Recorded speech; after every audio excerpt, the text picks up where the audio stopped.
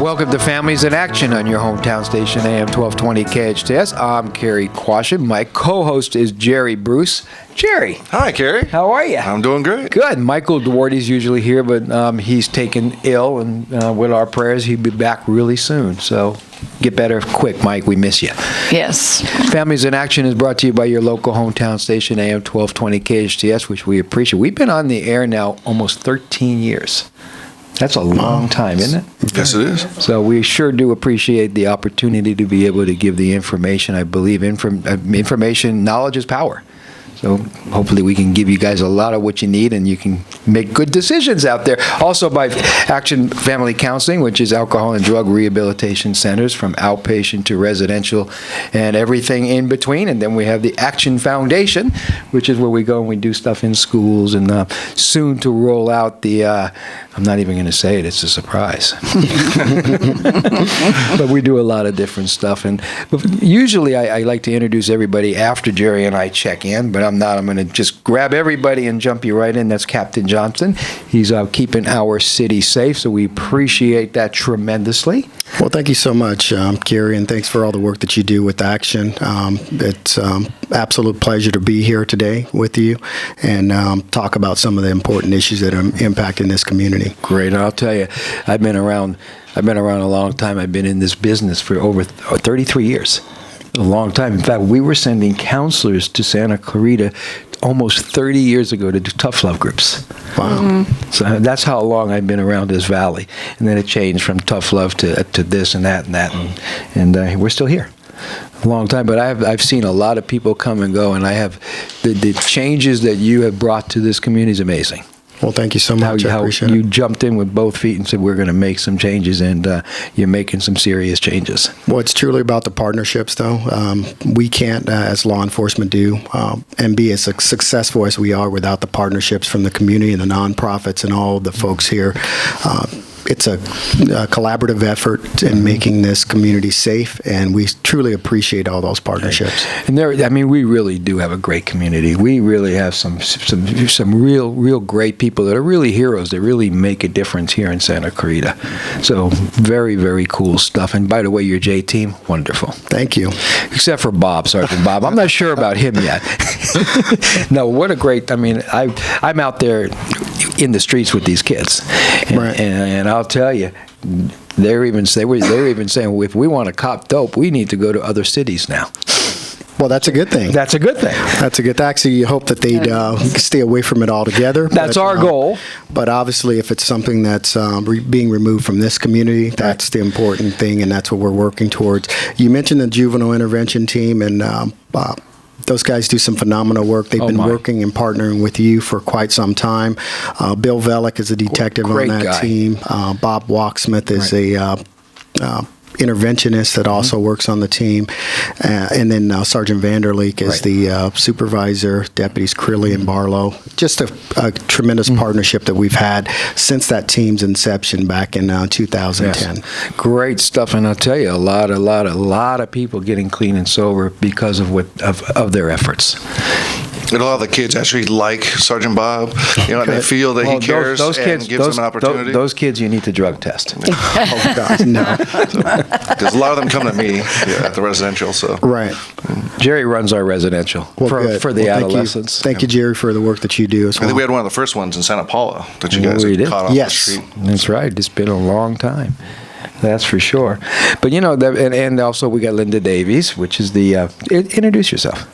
How did you forget who I was? No, I know who you are. I'm tired of hearing myself here. You were just here a couple of weeks ago. I know right? who you are. Enough is enough, right? Domestic violence. You want me to go on? No, I'm fine. Okay.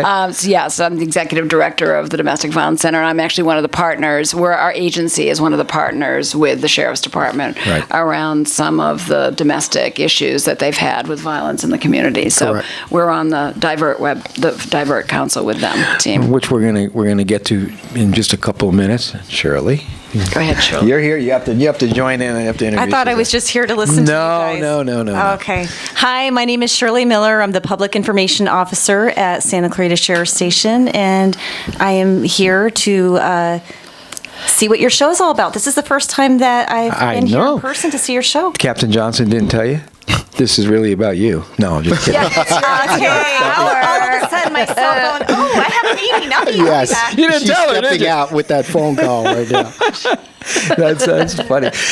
But usually I check in on the weekends with my co-host because we get crazy busy during the week, and then the weekends we don't. But we're busy. We just don't talk to each other. But this weekend was crazy. I went to another funeral, Right. and Anthony Preto, and this is. To the Preto families, our prayers are with you.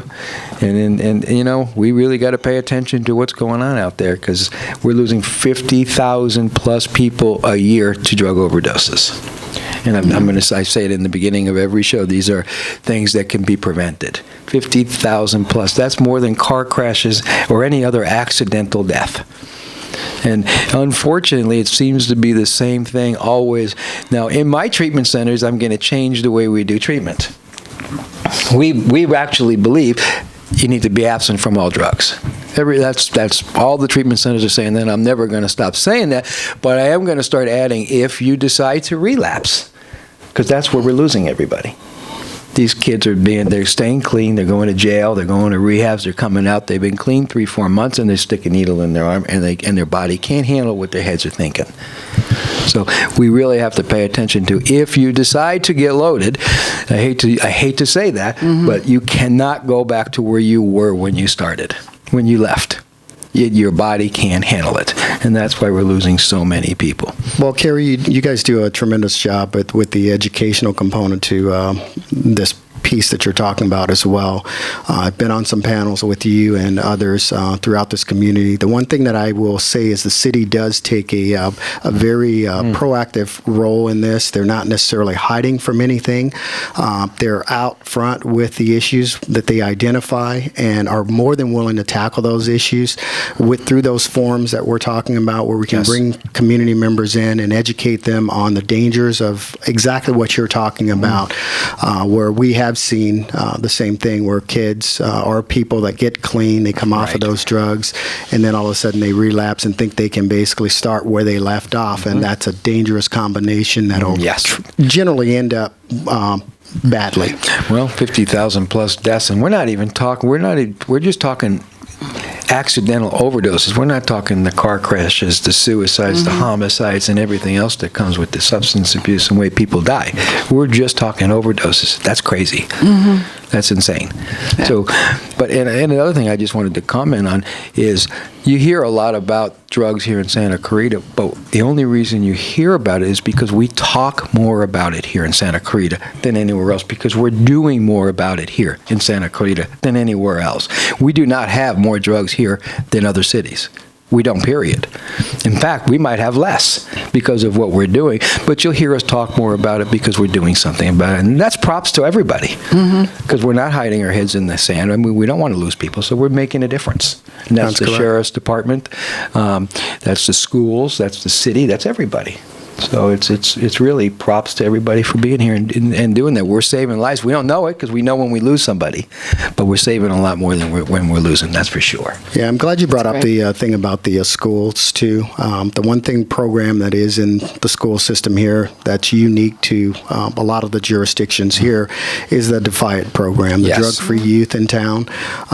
That program's been in place now for a few years, and they've seen some tremendous growth with kids. It's a peer-on-peer program where the kids commit to living a drug-free life. Right. That program is now in the middle schools and the high schools, and they have close to 3,000 students that have actually signed up for this program. So cool. So it's really good program, and the kids are getting drug tested as well voluntarily. Right. And right now they're showing a 99% success rate of kids that are staying off of those drugs.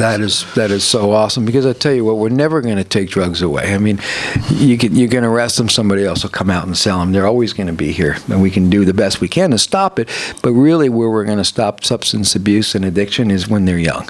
Education. And this Defiant program is giving kids many reasons to say no.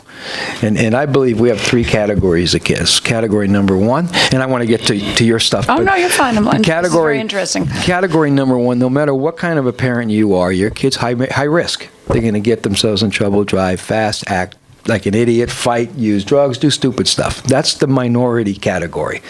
The next category is the ones that they're level-headed children. No matter what kind of mom or dad you are, your kids are going to do fine.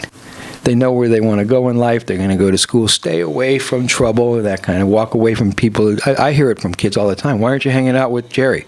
We started smoking cigarettes. Those kids.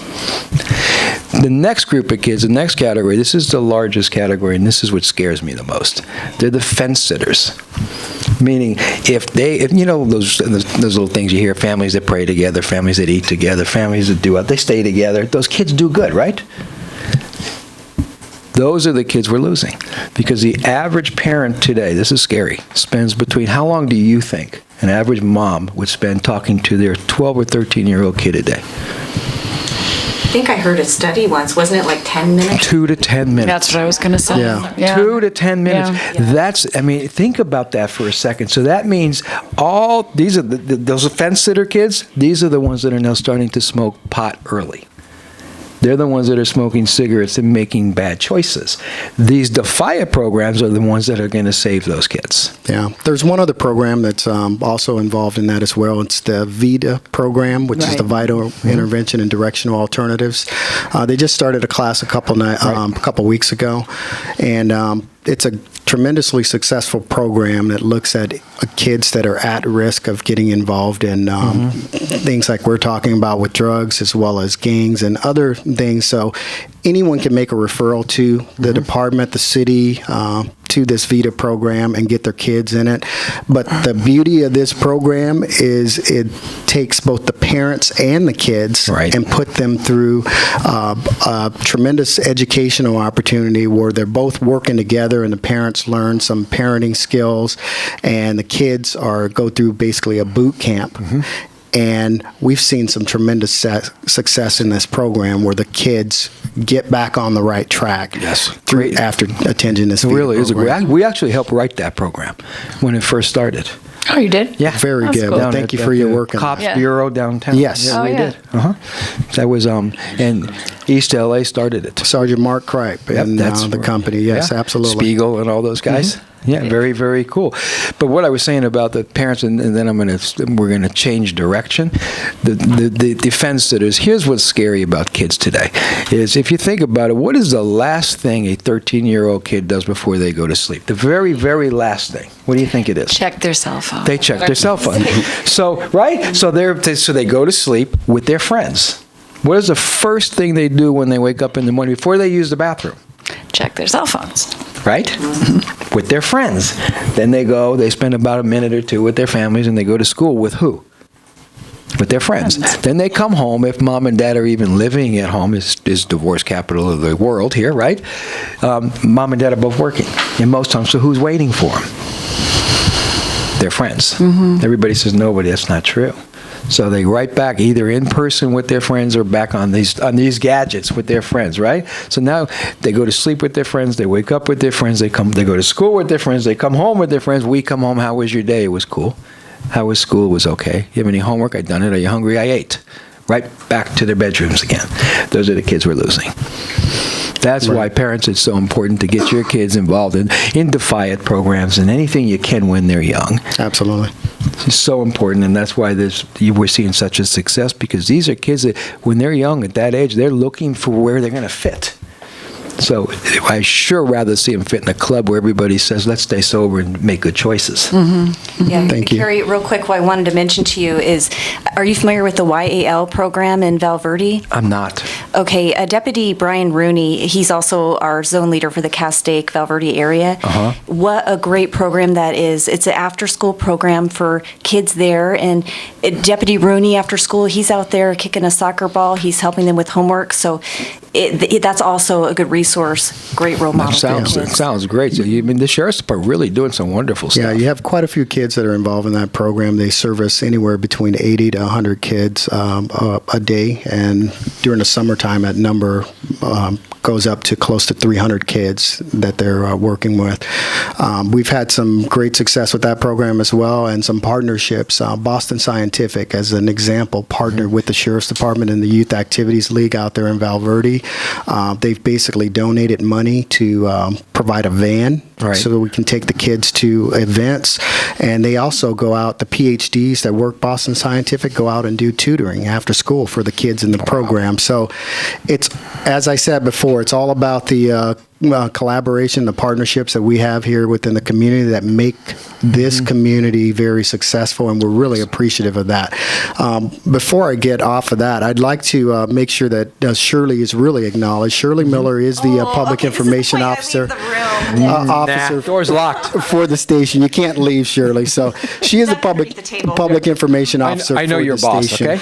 and Shirley's done a tremendous job in that role. She's the face of the station. She does a lot of communication through the social media and with the community, and we're extremely proud of her and the work that she's doing here. And you'll see her and hear from her throughout the community as, you know, a representative for the Sheriff's Department. We're extremely happy to have her. Thank you very much, and I owe you Starbucks coffee. Yeah. Captain Johnson, you'd hire anybody, wouldn't you? Oh, my. That's brutal. Just wait, you're coming on the SCV Sheriff Radio Show. When is that? Did we have He owes you Starbucks, basically, Shirley. Okay. Starbucks, you got it. Linda, Yes. approximately 3 women in this country are murdered by their husbands or boyfriends every day. I'm reading some of these statistics, and it's mind-boggling. Right. And that's one of the reasons why we were involved with Divert, which we should probably tell you what it stands for. Absolutely, we should. Yes, Go we ahead. should. Go ahead. So we'll read it here. No. Good. It stands for the Domestic Intervention Violence Education Resource Team. And so one of the reasons why we first all came to the table was because we did have 6 deaths here that were, well, basically you were talking about that there was 11 homicides last year. 8 right? of them were domestic and family violence related. 8 of them? Yes. Yep. 8 out of Yeah. So we had 6 women in particular that were 6 women that were murdered by their abusers. And so we wanted to get together, and what we're looking at with the Sheriff's Department is the fact that maybe it's the third call. You know, maybe it's they've called a number of times to the sheriffs, they need somebody to go out. So what we're doing now is going out with advocates and being able to give the woman packets of materials here that we give out, helping them to understand like where they can go to a shelter, where they can go to maybe even coming back to our outreach center to get information, or maybe the sheriff has offered them an emergency protective order and they have said no because they don't want their abuser to go to jail, or they don't want the kids' fathers to be, seen taken out of the house in handcuffs. But at the same point, those orders, an emergency protective order, gives them 5 days in which to get their life kind of together in a safe way. So we actually help advise them that that's probably the best thing that they should do at that moment in time.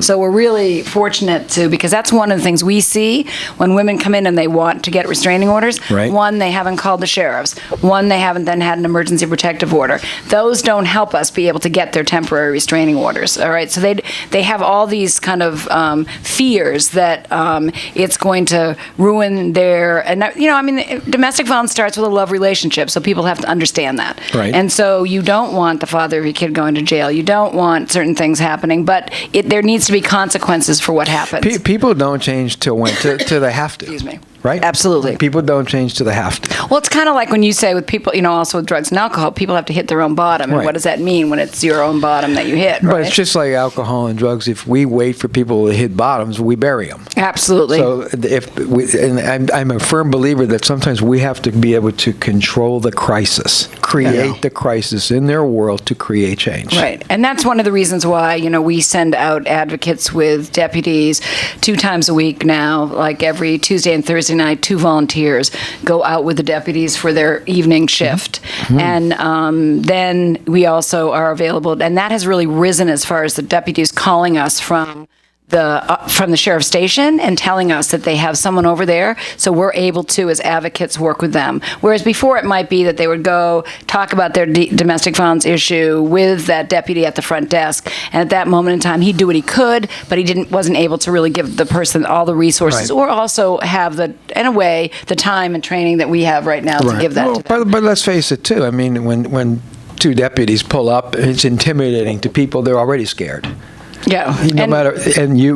Well, you know what? And on domestic violence calls are probably one of the most dangerous calls that deputies can go to. A perfect example is the recent death of the officer in Virginia over the weekend. Officer tragic. On her first day of service to the community, and she's gunned down on a domestic violence call. One of our first priorities is making sure that it's safe for that domestic violence advocate to enter, and that's what our priority is and on that initial call. But as soon as it's safe to do so, we feel that there's an opportunity there to have that advocate go in and maybe do an intervention and get that person out of that crisis that they're in. Right. And it's our hope that by doing that we will also prevent another homicide from happening. The other thing that the advocates are doing as well is they're also partnering with our station level detectives and the detectives who handle the domestic violence cases. And if they've seen a case in the past where we've responded to multiple times to a location, they'll do an intervention from that end, from the back end on the detective side. So it's a tremendous partnership, but I do want to acknowledge that we have a lot of folks as part of this committee. We meet on a monthly basis to talk about this whole thing about domestic violence and the Divert Project. It's the 5th District, the City of Santa Clarita, the Child and Family Center, the Domestic Violence Center, College of the Canyons, Department of Children and Family Services, Emerge from Anger, Strength United, LA County Department of Mental Health, the district attorney's office has a representative on this. And we also have our Special Victims Bureau that deals with all the family-related violence instances. So it's a brain trust, a collective group that's together, that's discussing these issues, that's coming up with strategies, including educational pieces where Linda's doing a bunch of seminars in partnership with the Child and Family Center to educate the community about this issue, and also make sure that people are not just standing by when they hear or they know something, someone's potentially a victim of domestic violence, but making sure those folks pick up the phone and call us so we can get there and intervene. So the next one we have actually is on. You're going to tell us about that when we come back from break. Oh, okay. This is Families in Action on your local hometown station, AM 1220 KHTS. We'll be right back.